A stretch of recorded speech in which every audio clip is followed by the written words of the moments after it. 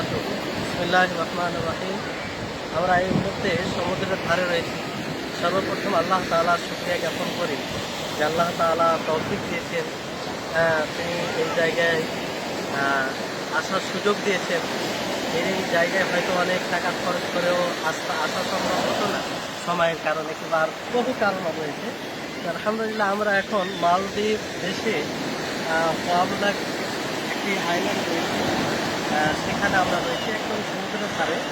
দেখুন কি সুন্দর একটা পরিবেশ, কি সুন্দর একটা দৃশ্য যে সমুদ্রের পানি আসে এবং যায়, এবং এই পানির কালার দেখেন একটা আরও সুন্দর বেড়ে যায়। আমরা যে আইল্যান্ডে রয়েছি এই আইল্যান্ডের কিছু ভালো দিক আপনাদের সামনে তুলে ধরবো, যেটা যাতে আমাদের জন্য অনেক কিছু উপকার রয়েছে। তার মধ্যে একটি রয়েছে যে এই আইল্যান্ডে মাশাআল্লাহ আমরা দুদিন থেকে আছি, তো দেখলাম যে এই আইল্যান্ডের মানুষ সকলেই মিশুক, ফরেন কান্ট্রির মানুষ সাথে তারা ভালোভাবে কথা বলে এবং তাদের প্রয়োজন যেটা থাকে সেই প্রয়োজনটা পূর্ণ করার চেষ্টা করে। এটা একটা খুব ভালো দিক। তারপর আরেকটি বৈশিষ্ট্য এনাদের শুনলাম যে দেখলাম যে এনারা অতিথি করায়।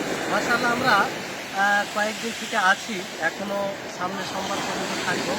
তো এনারা যা খিদমত করছেন কিংবা একটা অতিথি পরায়ণ মেহমান নওয়াজি যেটা করছেন সেটা অতুলনীয় এবং খুব প্রশংসনীয়, এটা একটা ভালো দিক। তারপর এখানে পরিবেশটা খুব ভালো, মানুষের জ্ঞানজাম কম, এখানে মানুষ কম থাকে, পপুলেশন খুব কম, খুব বেশি হলে যেটা শুনলাম যে 20,000 হবে, এরকম হবে। আর আইল্যান্ড ছোট নয়, বড় আইল্যান্ড। তো আপনারা দেখেন আল্লাহ তাবারক ওয়া তাআলা সৃষ্টি সেই সমুদ্র যার কোন কিনারা কিছু দেখা যায় না, আর কি সুন্দর একটা আল্লাহর সৃষ্টি, সেই পানি একই রকম আসছে এবং যাচ্ছে। তো এই পৃথিবীতে যদি তার সৃষ্টি এত সুন্দর দেখতে পাই, তা একবার চিন্তা করুন, ভাবুন যে আপনি যদি জান্নাতে যাই, ইনশাআল্লাহ আমরা জান্নাতে যাব, আল্লাহ তাআলার কাছে কামনা করি তার মধ্যে যাবো, এজন্য আমরা ভালো আমল করার চেষ্টা করব। তো সেই জান্নাতে কি নিয়ামত থাকে, সেই জান্নাতের নিয়ামতের কোনো তুলনা করা যায় না। তো আল্লাহর কাছে দোয়া করি আল্লাহ তাবারক ওয়া তাআলার এই সৃষ্টিকে দেখে আমরা খুবই আনন্দিত এবং আমাদের শিক্ষা নিতে হবে কিংবা বুঝতে হবে যে এই সৃষ্টি দুনিয়ার সৃষ্টিতে এত সুন্দর হয়, সমুদ্রের ধারে এত ভালো লাগে, তাহলে সেই জান্নাতে কত ভালো লাগবে যা তুলনা করা যায়। তো আল্লাহ তাআলা যেন আমাদের সকলকে ভালো কাজ করার তৌফিক দান করেন এবং আল্লাহর সৃষ্টি থেকে শিক্ষা নেওয়ার আমাদেরকে তৌফিক দান করেন।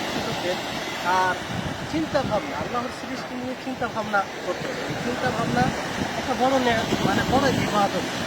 যেই চিন্তা ভাবনা, এই ইবাদতটা যার মধ্যে থাকে সে কত আল্লাহকে চিনবে, আল্লাহর পরিচয় তার নিকটে ঘটবে, ফলে আল্লাহকে ভয় করবে, আল্লাহর দাসত্ব, আল্লাহর ইবাদত বেশি বেশি করে করবে।